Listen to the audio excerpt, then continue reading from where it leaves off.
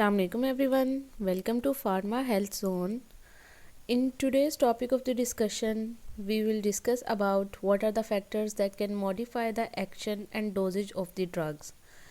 Means कि एक drug है वो कैसे चेंज होती है, उसका एक्शन या उसका ड्रग रेजिम, कौन कौन से फैक्टर्स हैं, कौन कौन से अवामिल हैं जो कि उसके ऊपर एक्ट करके उसे अफेक्ट कर सकते हैं।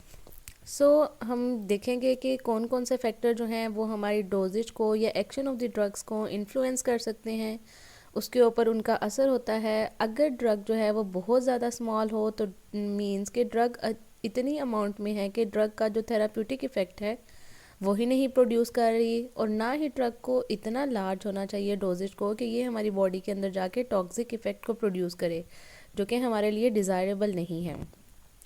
लास्ट लेक्चर में हमने देखा था कि जब हम ड्रग को बॉडी के अंदर एडमिनिस्टर करते हैं विद द टाइम ये हमारे प्लाज्मा कंसंट्रेशन में पहुंच के पीक प्लाज्मा लेवल अचीव करती है।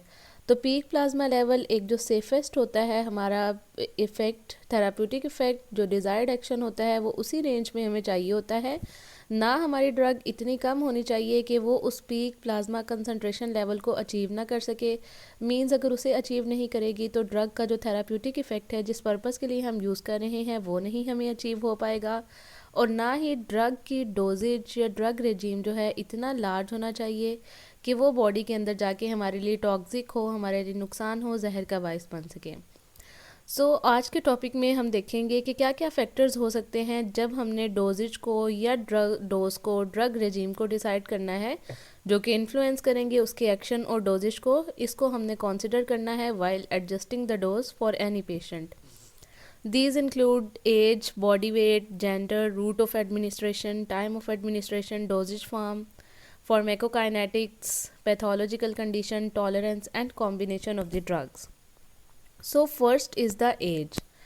Obviously with the growing age, जैसे जैसे इंसान की एज बढ़ती जाती है तो अंदर मेटाबॉलिक चेंजेस होती जाती हैं, ऑर्गन्स वेल इस्टेब्लिश्ड हो जाते हैं, उसके अंदर प्रॉपर एब्जॉर्प्शन, डिस्ट्रीब्यूशन, मेटाबॉलिज्म और एक्सक्रीशन का प्रोसेस होता है।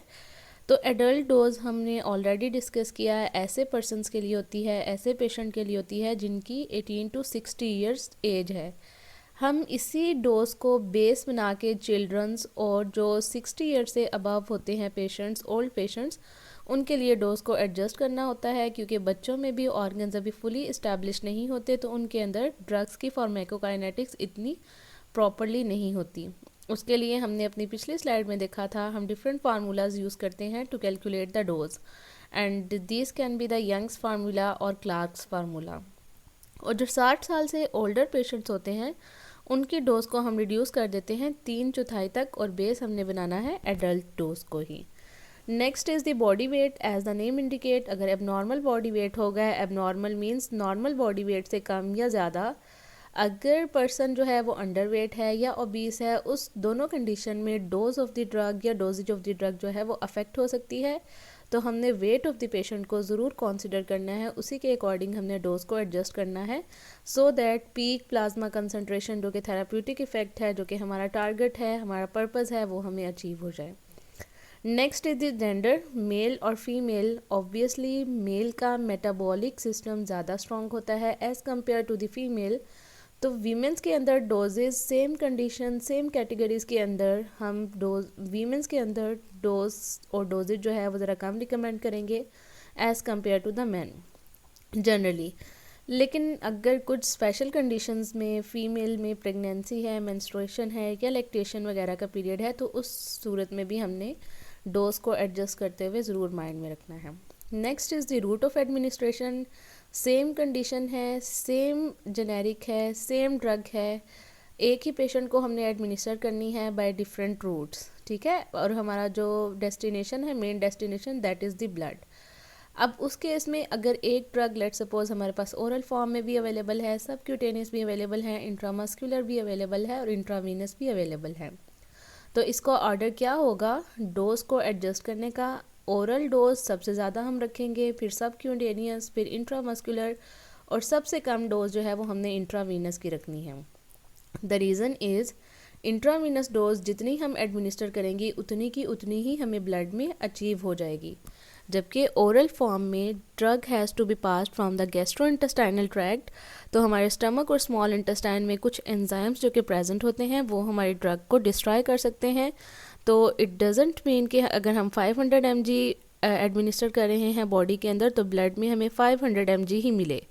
तो इस कन्फ्यूजन से बचने के लिए, इस सिचुएशन से बचने के लिए हम डोज को ओरल फॉर्म में थोड़ा ज़्यादा एडमिनिस्टर करते हैं ताकि ब्लड के अंदर हमें उतनी अमाउंट अचीव हो जाए जो कि हमारे थेराप्यूटिक इफ़ेक्ट को हासिल करने के लिए एनफ हो। Next is the time of administration. Time of administration depend करता है, कुछ ड्रग्स जो हैं उन्हें हमने फूड के साथ लेना होता है, कुछ ड्रग्स को एम्प्टी स्टमक लेना होता है। सो दैट ये भी एक बहुत इम्पोर्टेंट पॉइंट है कि which drugs are to be administered with the food and which not to be administered with the food. Mostly अगर हमने ड्रग्स और फूड को इकट्ठा एडमिनिस्टर कर दिया तो हमारे स्टमक ने सेम टाइम पे दोनों के ऊपर एक्ट करना है, तो ड्रग का जो इफ़ेक्ट है वो कम हो जाएगा अगर हम इसे विद फुल स्टमक एडमिनिस्टर करते हैं। तो कोशिश यही होनी चाहिए कि पहले फूड के और ड्रग के दरमियान में थोड़ा सा गैप होना चाहिए ताकि हमारा स्टमक पहले फूड के ऊपर काम करे, फिर उसे हम टाइम दें कि हमारी ड्रग के ऊपर इफ़ेक्टिवली काम कर सकें। Next is the doses form of the drug या प्रिपरेशन। डोजेज फॉर्म हमारे पास टैबलेट फॉर्म में भी हो सकती है, लिक्विड, इंजेक्शंस एक्सेट्रा। तो ऑनसेट ऑफ एक्शन जो है वो लिक्विड ड्रग्स का या पाउडर फॉर्म में ज़्यादा होता है as compare to that in the tablet और capsule. The reason is obvious कि टैबलेट जो है वो हार्ड फॉर्म में होती है, उसने पहले डिसइंटीग्रेट होना होता है, टूटना होता है, फिर उसने रिजॉल्व होना होता है, तो it takes a time to get एडनर इनटू द ब्लड। जबकि लिक्विड फॉर्म जो है उसमें किसी किस्म की तोड़ फोड़, किसी किस्म की डिसइंटीग्रेशन, डिसोल्यूशन नहीं रिक्वायर्ड होती, तो वो प्लाज्मा कंसनट्रेशन जल्दी अचीव कर लेती है।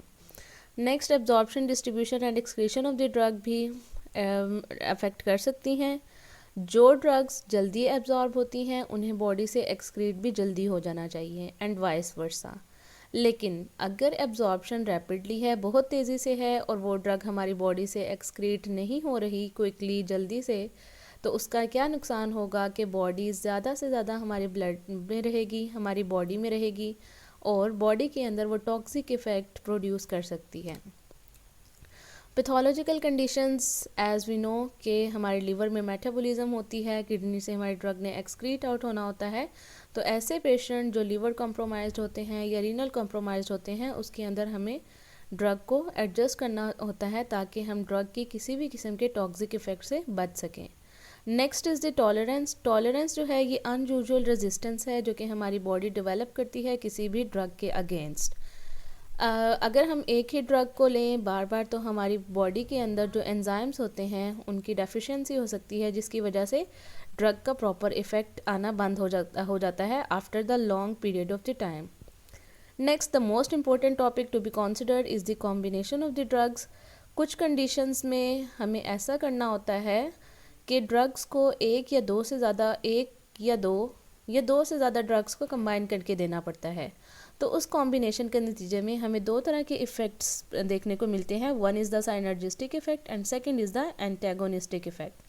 साइनर्जिस्टिक इफ़ेक्ट मीन्स के एडिटिव इफ़ेक्ट होता है। लेट्स सपोज हम दो ड्रग्स को कंबाइन करके दे रहे हैं तो उनका इफ़ेक्ट क्या होगा, one drug plus second drug, इसका इफ़ेक्ट होगा ग्रेटर देन 2। मतलब एक ड्रग दूसरे ड्रग के इफ़ेक्ट को इंक्रीज़ कर रही है, वाइल एंटागोनिस्टिक इफ़ेक्ट में इसके ऑपोजिट होता है। दो ड्रग्स को लेट सपोज हम कंबाइन कर रहे हैं तो इसका इफ़ेक्ट 2 की बजाय 2 से भी कम हो जाता है। So these are the important factors to be considered which can modify the action and the dosage of our drug. Thank you for watching. Allah Hafiz till the next video.